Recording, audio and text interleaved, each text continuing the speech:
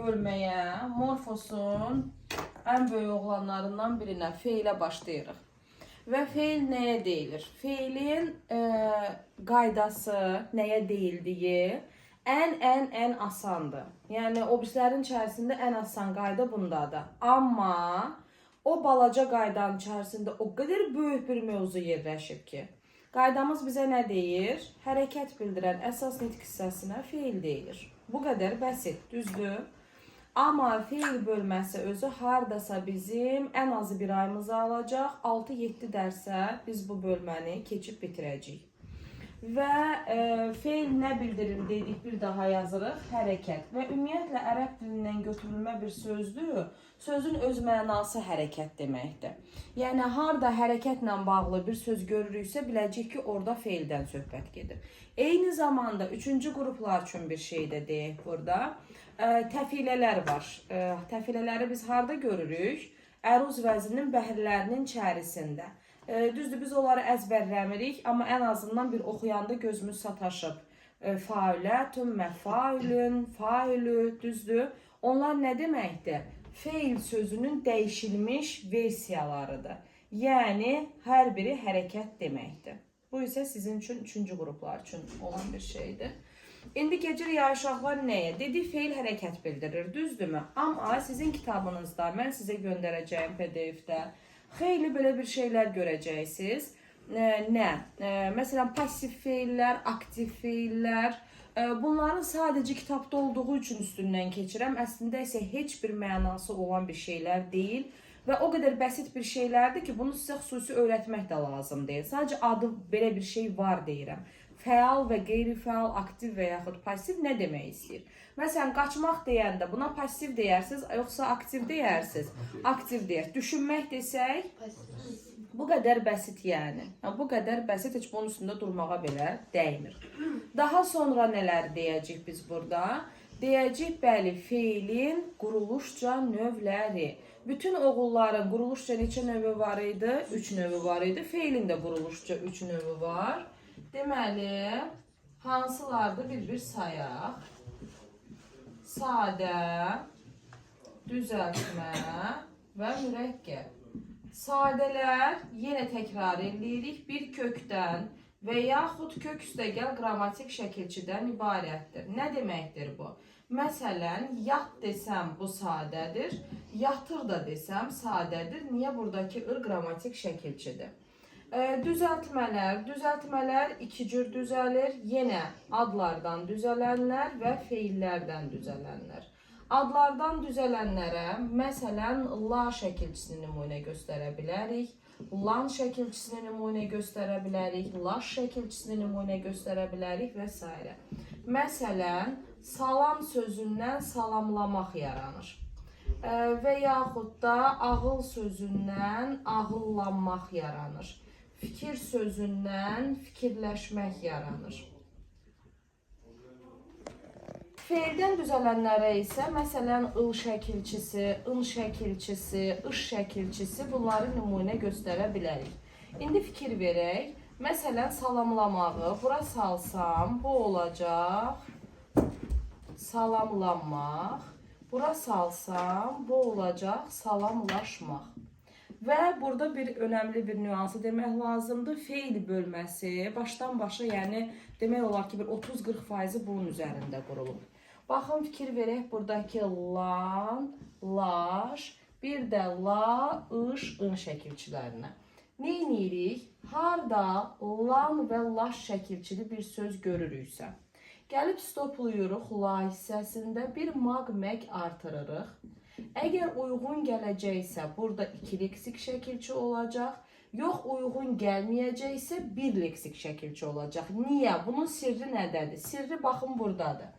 Salamlanmaqda əslində la üstəgəl ın şəkilçisidir. Burada 2 sayt yanaşı gəldiyi üçün buradakı ı ixtisar olunub. Salamlaşmaqda la üstəgəl ış şəkilçisidir. Sadəcə 2 sayt yanaşı gəldiyi üçün biri ixtisar olunub. Ona görə bunlarda 2 leksik var. Amma gəlin fikirləşək, ağıllanmaqda isə bir dənədir. Niyə? Bunlardakı lan və laş şəkilçisidir. Yəni, lan və laşlar ya özləridirlər tək olaraq, ya la üstəgəl ın və yaxud la üstəgəl ışdır. Və bunun üçün təkrar edirəm, nə edirik? Sözün özünü, məsələn deyirəm, başqa bir söz deyək. Bir dənə söz deyək lanla bağlı, qanatlanmaq. Məsələn, qanatlanmaq deyə bir söz verilib bizə. Bizdən soruşur ki, burada bir leksik var, yoxsa iki leksik var. Sözümüzün kökü qanatdır. Qanatlanmaq yerinə, burada la yerinə gəlirik, bura bir dənə maq artırırıq. Və oxuyuruq. Qanatlanmaq deyə sözümüz varmı? Yoxdur. Olmadığı üçün burada lanı bir yerdə götürəcəyik. Yox, əgər elə bir sözümüz varsa, o zaman onu ayrı götürürük, n-nı və yaxud ş-nı ayrı götürürük. Bundan bağlı problem yoxdur, təkrar eləyirəm. Harda lan və laş gördüksə, la'da stop eləyib maqmək gəlirik. Əgər uyğun gələcəksə, orada iki leksik var, uyğun gəlməyəcəksə, bir leksik var deməkdir. Sonra keçirik mürəkkəblərə. Söz deyək. Ümumiyyətlə, mürəkkəb sözlər 3 yerə bölünür, düzdürmü? Və hər bir nitq hissəsində mürəkkəbi 3 yerə bölünmür. Məsələn, gəlin xatırlayaq, isimdə ayrı yazılan yoxdur, sifətdə ayrı yazılan yoxdur. Sayda nə yoxdur? Bitişik yazılan yoxdur, düzdür? Zərfdə hər üçü var idi, əvəzlikdə mürəkkəb ancaq 2 cür idi, ya bitişik idi, ya da ayrı idi. Bitişik isə bircə dənə idi, defislə yox idi. Bir də feil bölməsidir ki, burada 3 dənəsi də var, amma necə var? Feildəkilər biraz, indi özünüz görəcəksiniz, bitişik yazılanlar cəmi cümlətanı 4 sözdür, bu 4 sözü əzbərləmək lazımdır. Deməli, burada da yenə 3 yerə bölürük mürəkkəbinə, yazılışına görə. Ayrı yazılanlar, bitişik yazılanlar və defislə yazılanlar. Birinci defislə yazılandan başlayırıq. Birinci tərəfi ıbla olan feillərdir. Məsələn, yazıb oxumaq, deyib gülmək. Və bu zaman şəkilçinin ikinci tərəflər, bu hissələr qəbul edir. Birinci tərəfi isə ıb formasında qalır. Çox istisna bir şəkildə belə bir cümlələr görə bilərsiniz. O deyir, oxuyurdu. Bir dənə fikir verin, o yazır, pozurdu. Yəni, çox qəribə olur, düzdürmü? Yəni, ona görə də əsasən işlənilmir.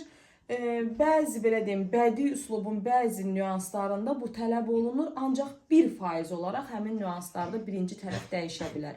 Əsasən isə birinci tərəf dəyişmir, olduğu kimi qəlibləşmiş formada qalır, ikinci tərəfi isə şəkilçi qəbul edir. Yəni, məsələn, Əsmər dərslərini yazıb oxuyurdu. Fikir ver, birinci tərəf ıb olaraq qaldı, ikinci tərəf isə dəyişir. Məsələn, Zəhra ad günündə deyib gülürdü. Yenə birinci tərəf ıb olaraq qaldı, ikinci tərəf isə şəkilçilərini dəyişdi. Buradakı ıb nə şəkilçidir ki? Heç nə, qəlibləşmiş bir formada biz buna şəkilçi demirik. Çünki mürəkkəbdir, mürəkkəbin içərisində isə bir şəkilçi deyə bilmərik. Amma nəyə bənzir? Feili bağlamaya bənzir. Keçdik ayrı yazılanlara. Yox, ayrıdan qabaq birinci bitişik deyək, çünki ayrı daha genişdir.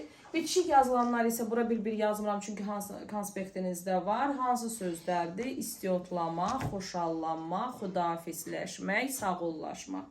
4 dənə sözdür və baxaq, istiot, 2 dənə söz burada var.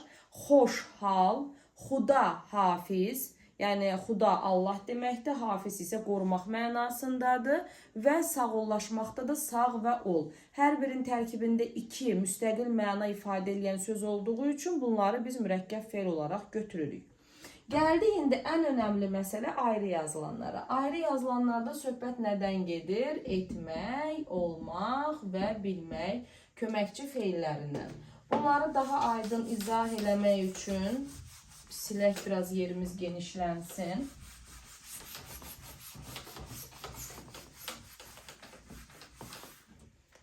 Deməli, bu 3 dənə feilimiz köməkçi feillər adlanırlar və digər sözlərə qoşularaq mürəkkəb feil yaradırlar.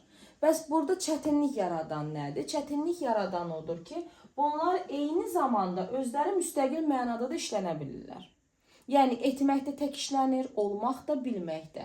Məsələn, bunları necə bilməliyik?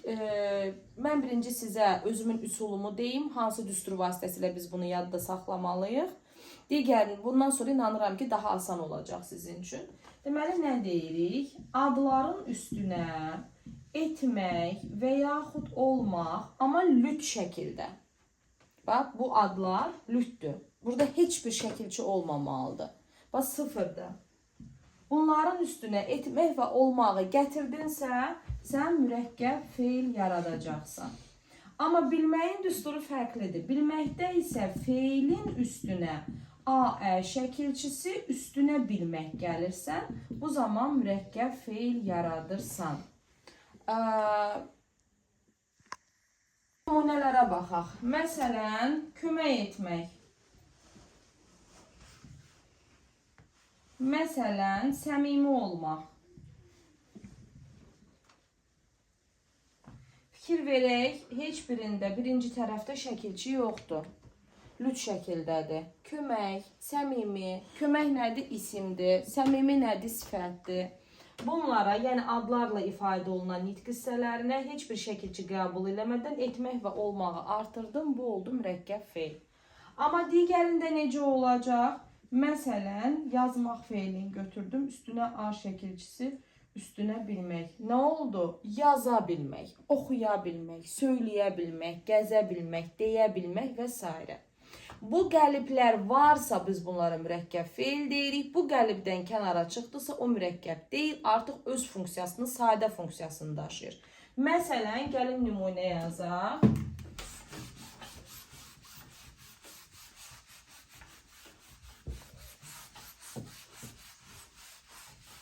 Məsələn, deyək ki, mən dünən rayonda oldum. Mən qonşumuzla dost oldum. Bir dənə fikir verək. Hər ikisində olmaqdır, düzdür. Özündən əvvəl yerli hal şəkilçisi var. Deməli, burada nədir? Bu sadə feil funksiyasındadır. Burada özündən əvvəl isimdir və heç bir şəkilçi qəbul eləməyib. Deməli, ikisi bir yerdə mürəkkəb feil funksiyasındadır. Və yaxud başqa birinə deyək, etməyə deyək. Deyək ki, sənə kömək etdim. Bir də deyirəm, sənin dediklərini etdim.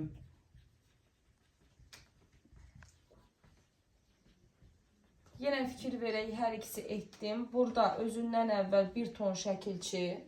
Bu o deməkdir ki, nədir? Özü dedikləri nədir? Hansı nitq hissəsidir? Feili sifətdir. Yəni o da feildir, ad deyil.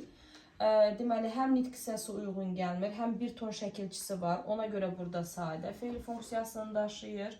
Burada isə özündən əvvəl isimdir, heç bir şəkilçisi yoxdur, lütdür. Ona görə də burada mürəkkəb feil funksiyasını daşıyır, ikisi bir yerdə. Bilməyi isə aydınlaşdırmaq daha rahatdır. Niyə? Çünki bunun konkret bir qəlibi var. Özündən əvvəl Aə şəkilçisi gəlməlidir.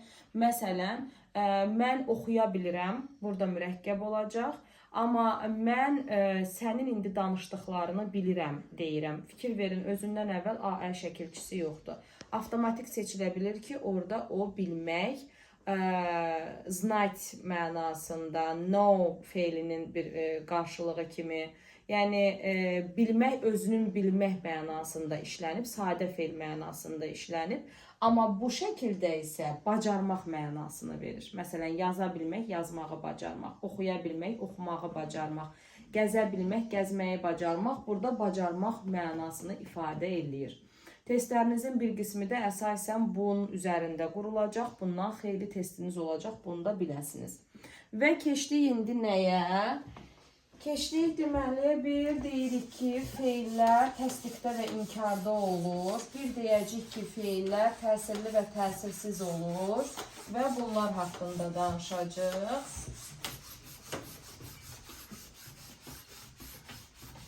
Bu göy kimin markeridirsə, zəli kimi yapışıb ha.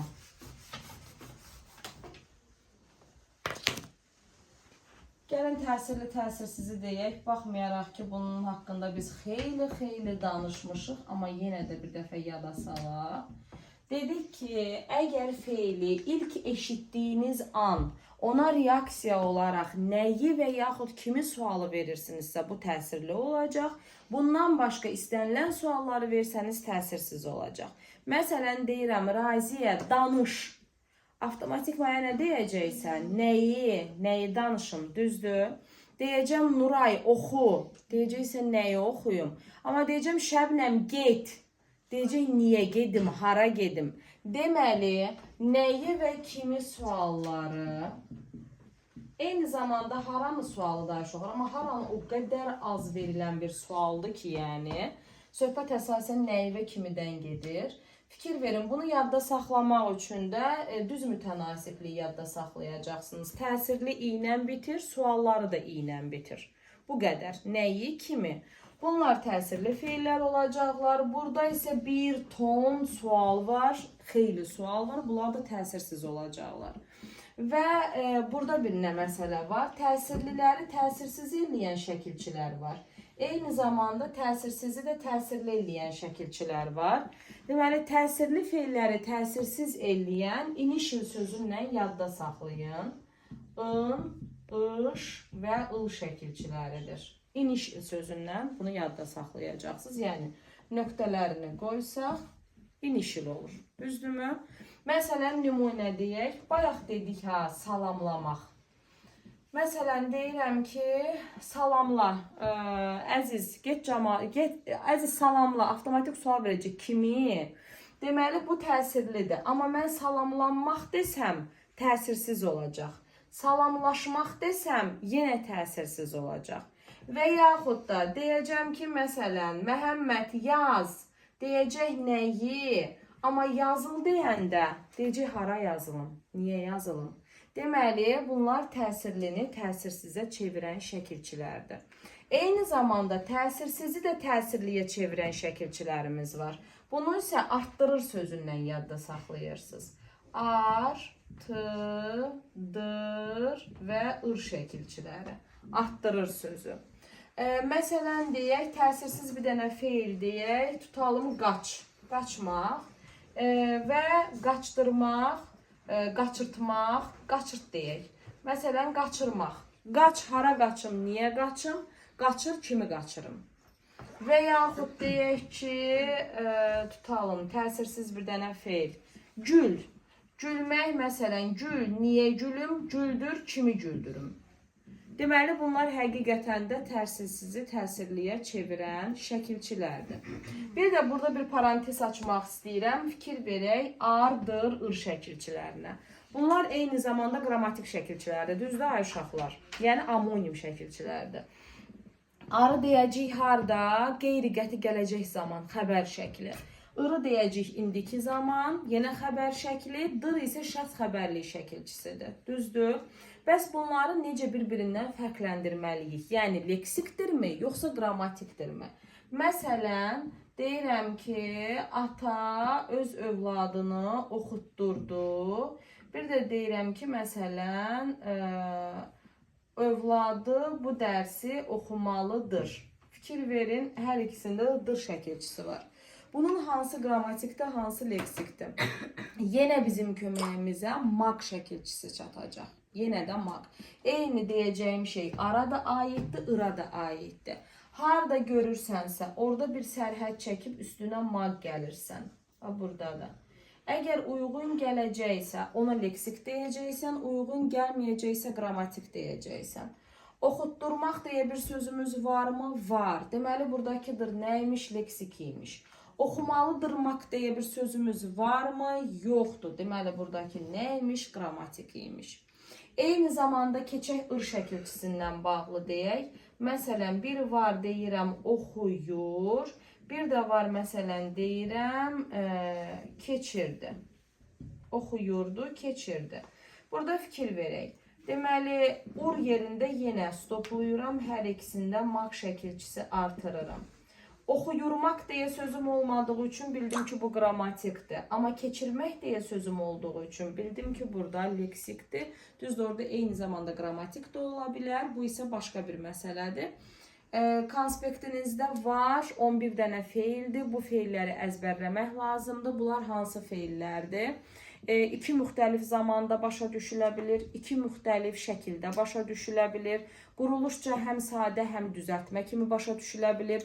Tərkibinə görə təhlili iki cür ola bilir. Yəni təkcə feil bölməsində yox, digər bölmələrdə belə bu feillərə müraciət eləyirlər. Bu feillərdən həddindən çox bizə suallar verirlər. Siz də onları əzbərləyəcəksiniz. Hansılarda artıq inanıram bəziləriniz bilirsiniz. İtirdi, bitirdi, yetirdi, yatırdı, köçürdü, keçirdi, qaçırdı, batırdı, pişirdi, düşürdü kimi feillərimizdir ki, 11 dənə feil, bunları əzbər öyrənəcəksiniz. Eynən mən dediyim ardıcıllıqla, mən yazdığım ardıcıllıqla əzbərləsəniz çox rahatlıqla əzbər yadınızda qalacaq. Və hətta belə bir şey deyim, yəni bu test, yəni bu feillərin şərti sizə o qədər müxtəlif gələ bilər ki, dəhşətli dərəcədə. Yəni mən hal-hazırda bir 5 dənəsini dedim, bir 15 dənə də yenə deyə bilərik, yəni bununla bağlı. Ola bilər ki, şərti başa düşmədiniz. Neyniyəcəksiniz? Keçəcəksiniz, baxacaqsınız şeylərə, variantlara. Variantlarda 5 dənə variantın 4'ü mənim dediyim feillərdəndir. Biri fərqlidirsə, cavab o fərqli olandır. Yox, 5 dənəsindən bir dənəsi mən dediyimdir, 4 dənəsi fərqlidir, deməli yenə cavab odur. Həmişə sizə demişəm, əgər şərti başa düşməsəniz belə, çalışın cavabdan bir nəticəyə gələ biləsiniz. Həmin o feillər də orada yazılı şəkildə var, hamısını əzbərləyəcəksiniz. İndi qaldı bir dənə nə? Deyirik ki, feillər eyni zamanda həm təsdiqdə, həm də inkarda olur uşaqlar. Bunu bəli bilmək çox rahatdır, çox asandır. Sadəcə bir-iki nüansı burada xatırladacağım sizə. Burada bütün Azərbaycanın elədiyi bir səhvi deyəcəyik. Deməli, bir təsdiq, bir də inkar. Təsdiqi zaten təsdiqdir, burada heç nə yoxdur. Yəni, əgər sənə get deyirsə, təsdiqdir, oxu deyirsə, təsdiqdir, yat deyirsə, təsdiqdir. Amma sənə getmə deyirsə, oxuma deyirsə, yatma deyirsə, bu artıq inkardır. Deməli, mə bizim inkarlıq şəkilçimizdir. Amma bəzi zamanlarda bu ma'nın a'sı düşür. Hansı zamanlarda? İndiki zaman şəkilçisidir, inkarı mırdır. Qeyri qəti gələcəkdir, mar və mazdır.